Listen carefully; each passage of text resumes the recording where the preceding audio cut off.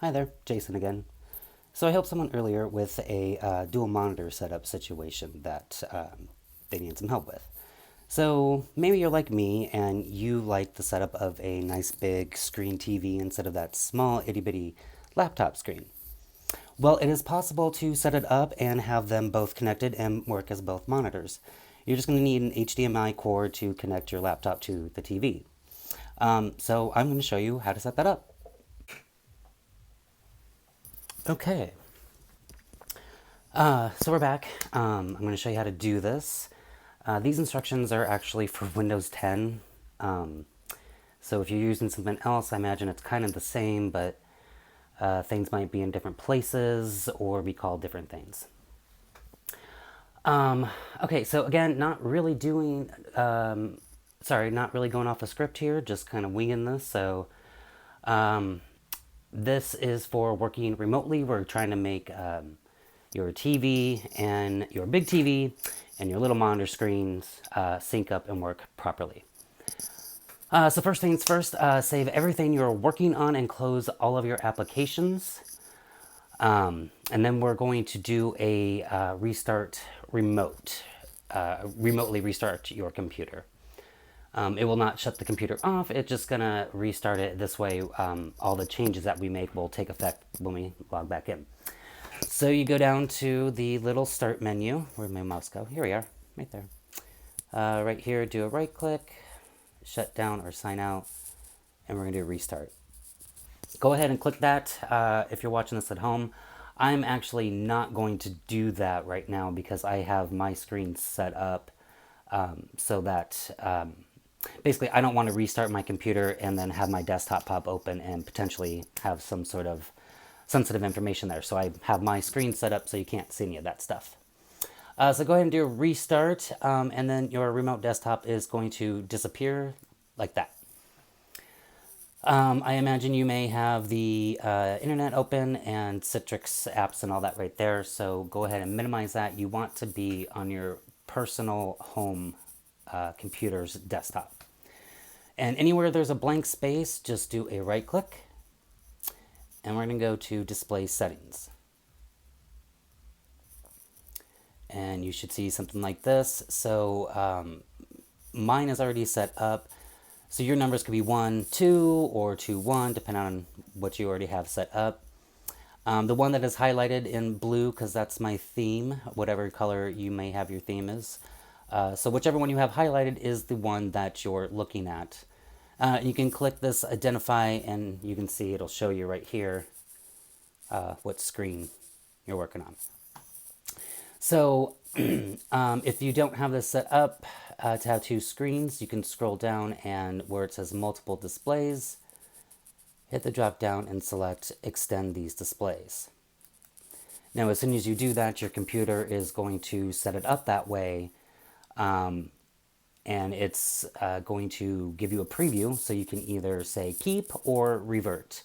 And if you're not sure what you did and you're freaking out, don't worry. The computer is going to revert it right back to what it came from automatically. So extend these displays then should be, you should have two of them up here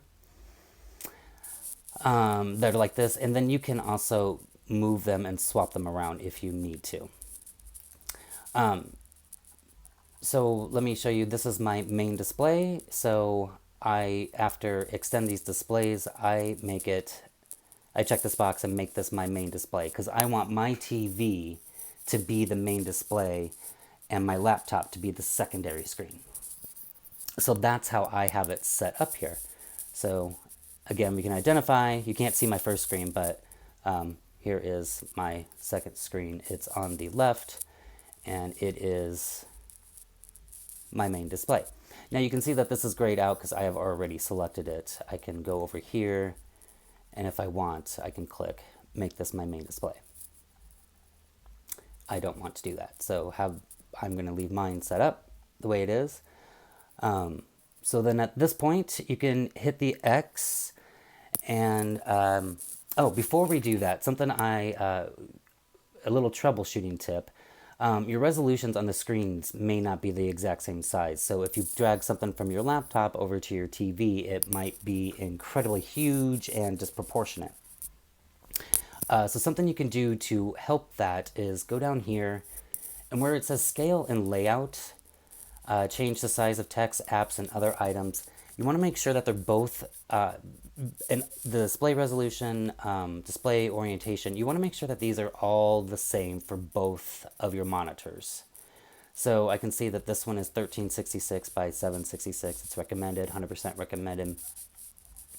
So I'm going to click on screen 1, and I can see that mine all match up. Now, I have already, like I said, played with this and got it to the way I want it set up.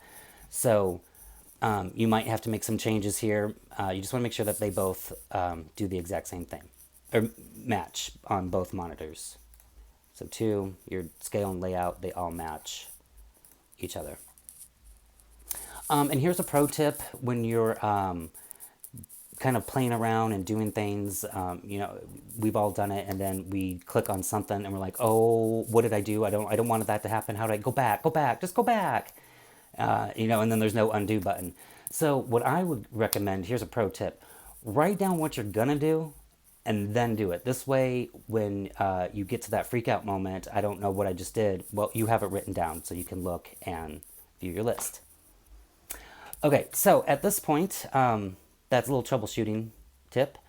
So at this point, I can close this down because my displays are set up the way that I need them.